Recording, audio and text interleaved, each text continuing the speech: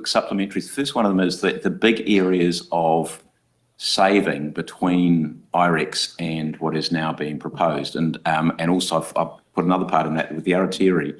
My understanding is talking to the Port of Marlborough that was pretty much attempting to do a live switch of, so keeping the Aratiri operating at one stage while trying to effectively use one wharf to switch, or wharfing structure to switch between rail cable, non-rail cable, rail cable, non-rail cable, which came at a pretty sizable cost. So just interested, first of all, in that detail, but also in the where the big savings are likely to come from, particularly the port infrastructure, which is required to support. Well, others here are better able to answer the question than I, excepting what we've sought to do is to reuse as much of what is there now to fix up what has to be fixed up, and to end up with a more flexible system with two ferries that are actually going to have greater cargo capacity.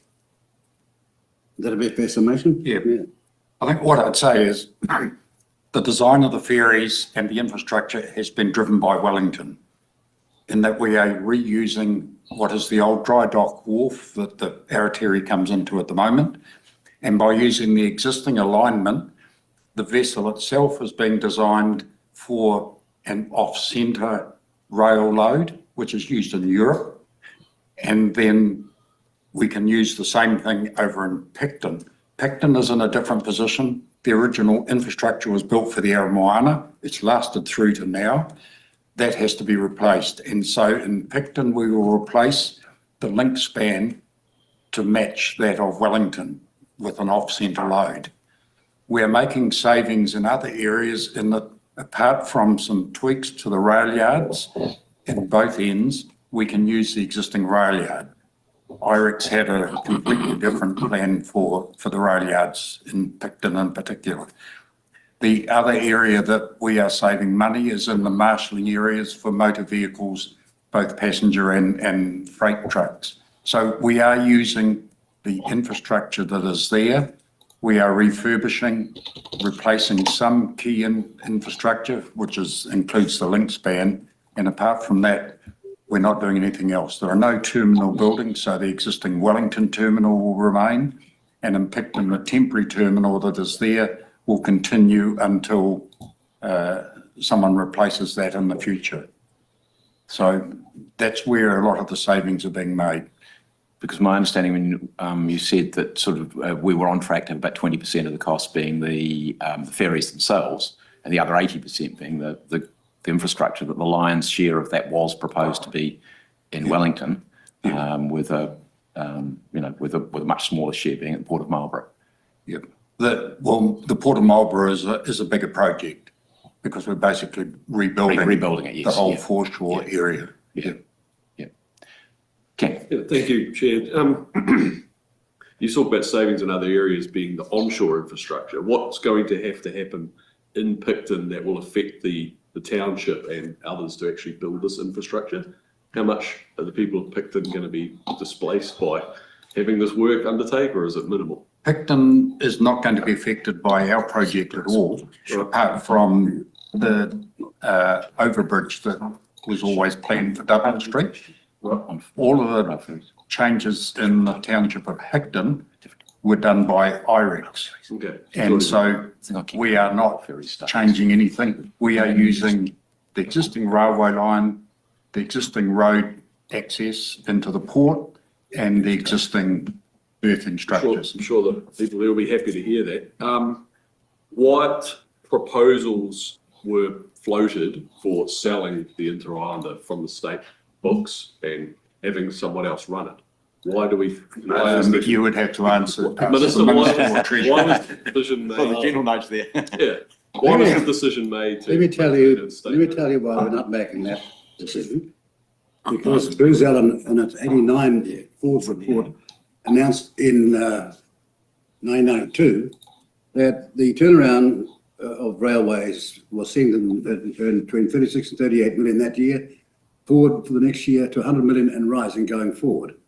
In October of that year, Parish got themselves made the financial advisor, and in April of the next year, 1993, they jumped across the other side of the table without tender and said, hello, we're the buyer with Wisconsin Central Railroad.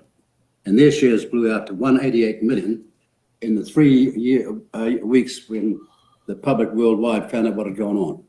Then it went bust. Then we had to buy it back. So we're not going down that pathway again. We're going to build an asset that New Zealand people can be proud of and make it a seriously competitive business. So when you say competitive, how are we going to measure the competitiveness against Bluebridge? Is Bluebridge going to be relying on any of this infrastructure that state will be providing, or is it going to be two standalone businesses that operate in a single market together to make sure dry dock infrastructure is being utilised properly? Well, one of the main users of Bluebridge is Mainfreight, and he says that this plan of ours is a no-brainer. He agrees totally that we need competition, but I'm talking about the big issue of railways across the board and the Inter-Islander. It's a serious business we're going to build, and we're going to be highly competitive, and that's the message from the bottom up. The bottom up. Yeah, we're going to the unions to say, we're going to save your jobs, we're going to save your futures, we're going to make sure you get the training you've got, but you've got to help us get there. We're in a business. And so certain things that you thought were the past entitlements put against, for example, Bluebridge's entitlement for their staff are going to be messed up, not in the way that you might think, but we want a fair go here because we're trying to save a critical industry in this country. I think, colleagues, if we can. Okay, let's get to some actual comments on there. Now, for some who have my mention about Dublin Street. Okay, Dublin Street is this, according to Google. So this is where the rail overbridge was meant to be replaced, but stopped midway through the project. And the reason why they needed to put an overbridge here was because the fact that every time a ship came in, the railway crossing would be down for about an hour. So that's the reason why that was looking there. So if you look at 2022, you could still go through Dublin Street. It still had its things there. If you look at 2020, the road cones. There's something... Oh, much to Brooks Van Velden's delight. No road cones. Yeah. Okay. Now, here's something also interesting. There has been a notice issued to both the Marlborough District Council and to the residents of Picton that Kent Street over here is going to be re-gazetted as State Highway 1, and then State Highway 1 from this section will be handed over to the local authority. So, which, you know, okay, get out of the way there. We don't want to head to Novus. Because the access that goes in and out for the ferry terminal is mainly going through Kent Street. It's not going down Dublin Street to the closed railway crossing and then heading along State Highway 1. And also the other thing is the fact that all the ferry infrastructure actually enters and exits onto Kent Street anyway when it's going on there. So that's and this is recently, this is in the last week that the gazettement notice has been put out. Yeah. Yeah. So that's just some random facts about Dublin Street and Kent Street and what other streets do they have in there. I mean, they've got a Devon Street, they've got a York Street, they've got a Market Street, a Broadway, a Waikawa Road. They've even got a High Street and an Auckland Street. How fancy. Oh, yeah. Very fancy. I've just been reading through and I put that document in the chat, the ministerial advisory reports regarding ferry procurement information release. So it looks like the soonest we're going to get the new ferries that Winnie is talking about is going to be 2028, 2029. Now, I have heard through the grapevine that Labor stopped funding on the IREX project, like they said, no more new funding. I'm going to have to dig into that to find out why. Where the blowouts occurred and everything, to see if Nicola Willis's argument for cancelling the IREX actually makes sense. Because I don't, for me, it's not passing the sniff test. Yeah, exactly. It doesn't feel like it passed the sniff test. I've just been sent a document from Detective Rogers. So I've just forwarded that to you. Apparently, it's page 37 and 38 we've got to check. This is what I like about having a team of people here. Now this is going to get good. So thanks for this, Detective Rogers. I haven't got it in the chat. Can you send that to me through the chat? Yeah, I've sent it to you. I have to send it to you via Discord. Oh, okay, yeah. No, I've sent it to you via Discord because that's how it was received. And otherwise, yeah, it's like I'm sorry, guys. Ferries is not really my specialty, but I'm learning as we're going through this. just double checking stuff. So this is There we go. Got your, this is the thing here that's in Wellington. This is the document here. Oh, I remember. This is in the press release where this is a map of Picton showing Wellington, and then this is a map of Wellington showing Picton. So yes, yes, I drove on that motorway today. Yay! nice. Yeah. Oh, okay. Yeah. And here's the. Oh, okay. Okay. All right. Detective Rogers, this is a really good document. Thank you for sharing this. I'm going to enjoy reading this. You know me very well. Yeah. Yes. Okay.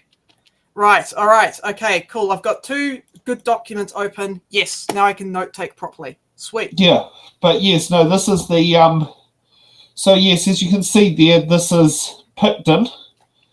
And obviously you see so much red. It's just absolutely crazy. Yeah.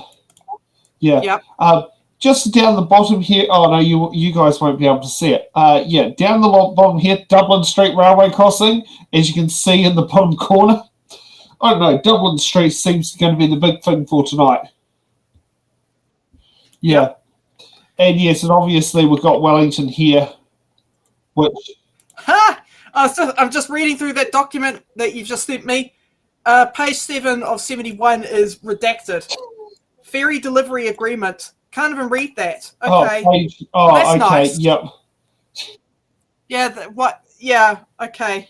Funny, page 8. See, this is a great thing Yep. here. We got the redacted documents on screen. This is great. Thank you, Detective Rogers. Yeah. There there was more in my inbox. Nice. So off to your Yes, inbox. give us all the receipts.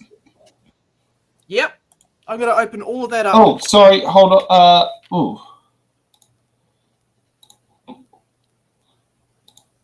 Oh, yeah. No, that's arrived. Yeah, and I forwarded it on properly. Yep, that's good.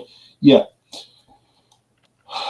Shall we move on while you read documents up? Thank you. Yes.